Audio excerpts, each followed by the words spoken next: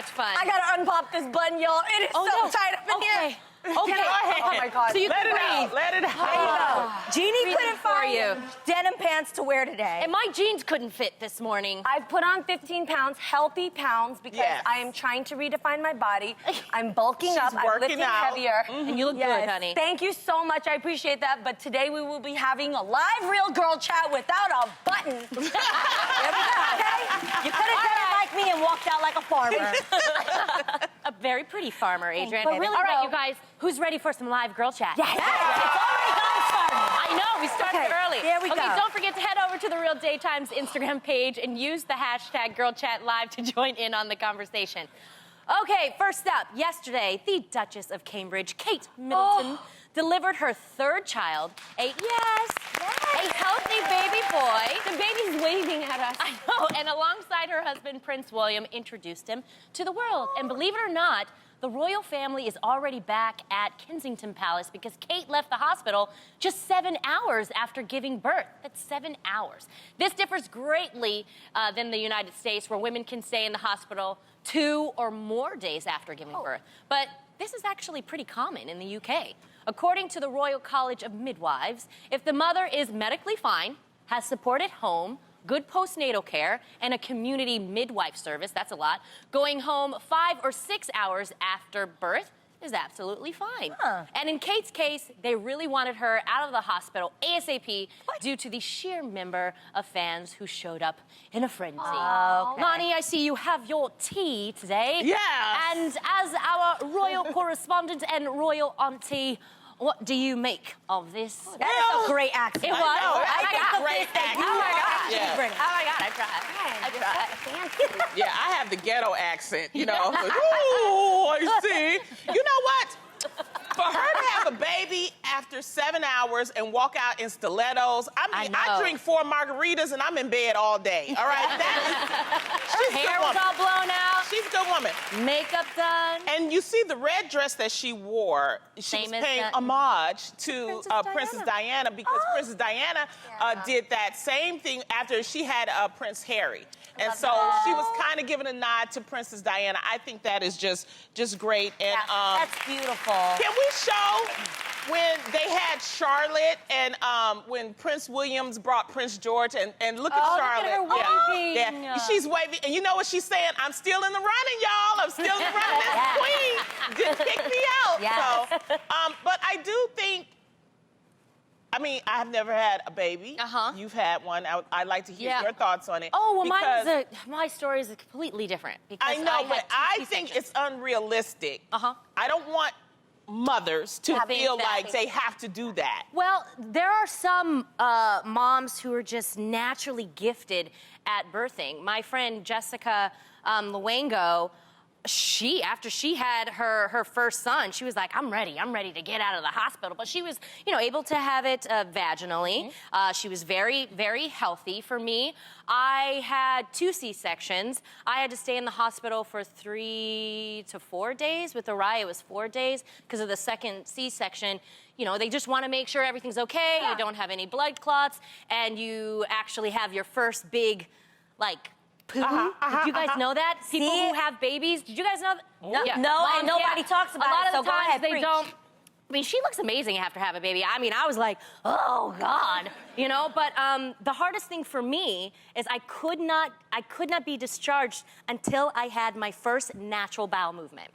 Because all the medications. I love hearing Sir, why are you laughing? That's the truth. No, it is. It really is. Yeah. And people don't tell you that because all of this, especially when you get a C-section, your intestines are, kind of like everything is shifted on the table. So they put it all back in and they have to make sure everything is working naturally. And man, that first one, woo, it has you crying. I just don't want, because the thing is, she's like, when she had Prince George, she stayed like a day in the hospital. When she had Princess Charlotte, she stayed like 10 hours. And now with the royal baby, she stayed 7. So her next baby, she'll just drop it and walk out the hospital. Seriously. No, but There are women that have children at home, though. You have to remember this. There are actually women that give natural birth at home. They deliver their own babies, and they're up and walking around doing it naturally. So this isn't so far-fetched.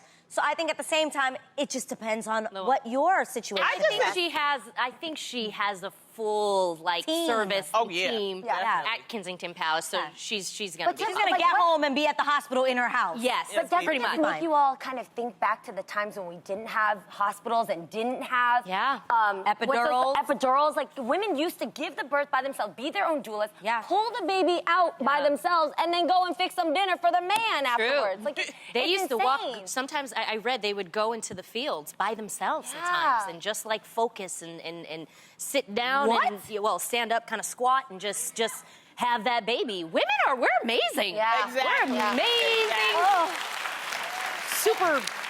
We're superhuman. I think we always forget that, but we wish them well. Yes. We wish Kate and William the best.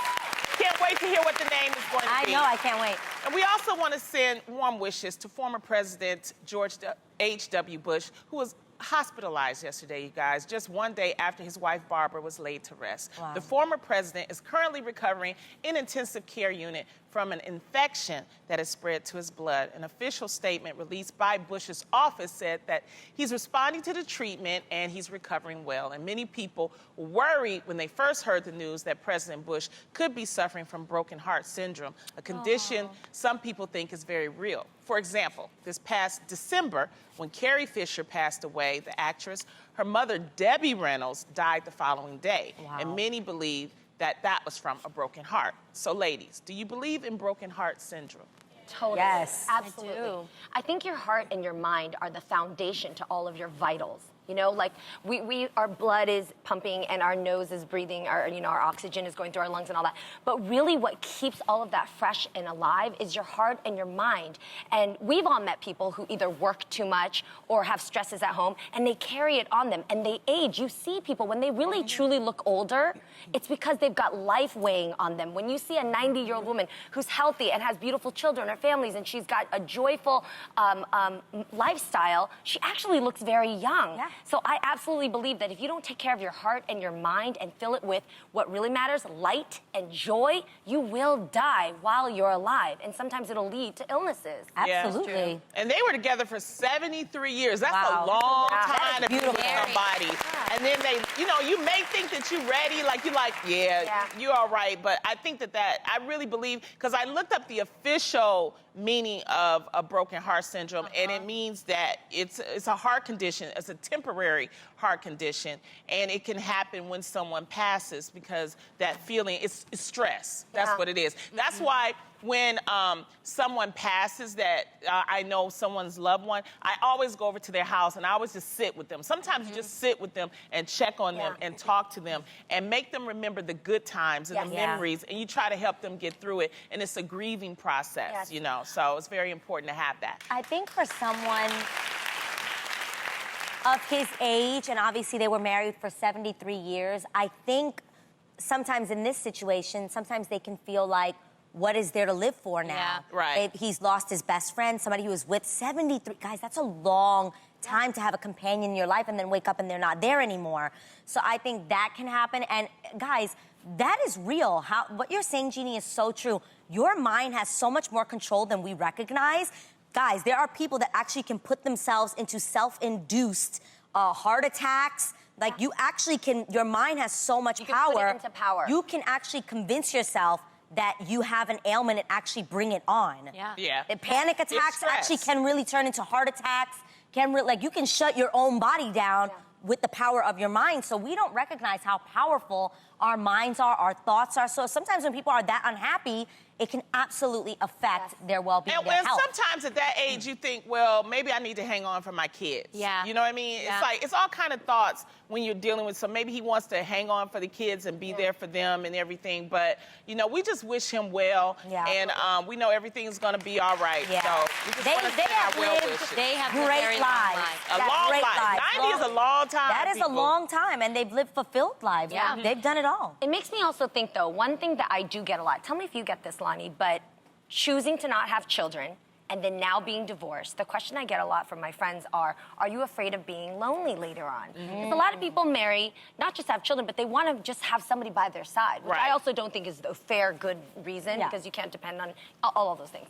But I get that question a lot, and I think that that's why, for me, it is so important to spend quality time with quality people. Yeah. Yes. Because it doesn't matter if it's your kid, it doesn't matter if it's my cousin, but family is family. Your friends and your family are people in your life, so that you feel that love and light, the two ingredients that keep you living a long and healthy life, you know? Is that why you're always visiting people? Exactly. Well, you know what? I'm actually planning. There's a couple of plans I have in place. Okay. Oh, Lord. You know, I have friends that if we said that if we don't have partners, that we'll all live together. So That's it's kind of like a Golden Girls type of situation. Yes! Oh, my gosh! That I may love that happen. idea. Love that. I get to, you know, I date every now and then. It may be a possibility that I might end up being with someone. Yeah. But Living I with think somebody, it's you're just not important. gonna get married. If you're not married right now and you know you're getting older, especially in your 40s, your 50s, I think you should try to plan for your later life. Yes. And so those are like avenues. So you don't Do you necessarily. have room in your house for me? Why y'all two can't get together? No. No, seriously. Wait, you imagine Jeannie and I together? That would be a You guys, sitcom we in would be the itself. first Blasian couple. I'm here for it. Together like Golden this, Girls. come on. I have to say though, you know, it can sometimes be morbid, you know, talking about dying and you know, who you want around. Yeah. I didn't have children for the reason of, for the sake of just having people around. Right. But once I did have my children, you know, there is this sense of, they're just such a blessing. And I pray, this is a mother's prayer, that I go before my children do. But there is a sense of, I don't know, I have a sense of peace that when I go, I would love to be surrounded by my children. Yeah. I know that if I'm just holding Aiden and Araya's hand, I'll be okay. Yeah. I'll be okay. It'll be very, very sweet. It's interesting that the dynamic you have. Like, I look at my kids and I'm like, oh my gosh, they're young now, but eventually, you know, they won't have me. They're gonna be adults one day, and I'm gonna be older. But I know I have this weird feeling like I'm gonna be okay. Yes. I'm gonna be okay if I'm You holding are. my children's hands when I go. And but it's- I would love to go at 90. I'm putting that out. Not 100. All right, we got a long way to go. And healthy. Yes, long way to go now. Oh. Speaking of loving your family, author and feminist Chimamanda Ngozi Adichie. You better say that name. Come on, I know I got that at breakfast. Say that. Say it one more Again. time. Chimamanda Ngozi Adichie. Got the chance to interview Hillary Clinton this past Sunday at the Penn World Voices Festival in New York City and decided to keep it real about the former presidential candidate's social media. Adichie said, in your Twitter account, the first word that describes you is wife. And then I think it's mom. And then it's grandmother. And when I saw that, I have to confess that I just felt a little bit upset. I looked at your husband's Twitter account, and the first word was not husband. Hillary responded by saying, quote, when you put it like that, I'm going to change it. However, added a quote from the late Barbara Bush that said, at the end of the day, it won't matter if you got a raise, it won't matter if you wrote a great book, if you are not someone else who values relationships. Ladies, do you think that there's anything wrong with a woman seeing herself as a wife or a mother first? Like putting that title first? Well, you know what? I know we're short on time. So what I asked the producers to do is to look up you guys' Twitter. Oh, Lord. Description. So can we start with Tamara's? Yes. Oh, What no. does it say? Hers says, wife, mommy, actress, producer, author, and talk show host of The Real, love of my life, and the Lord XOXO. That's on point. So sweet. That's on point. Jeannie, What did I put? I don't even yours know. says, co-host of The Real, style activist, and Lady Luck for Joker's Wild. Right. Okay. You know, that's I have to update, but yes, okay. Okay. Adrian, I don't think mine says anything. yours says Lower East Side to Bel Air. February 9th, born on October 24th. Came on What up. does yours say? Mine says 3-time Emmy-nominated part-time pimp. But hold on. I'm gonna need you to update that. Okay. Because you're actually 5-time Emmy nominated. Get that right? That's true. 5-time Emmy. And the rest of it is accurate. You are absolutely a PIF. That's good. Yeah, so I mean, we didn't get to talk about it, but Yeah. I think whatever you want to post, Yes. that's Yes. what you want to post. Be Yes. proud Yeah. of whatever you want to Yes. post. It doesn't Yes. matter. So, Yeah. you know.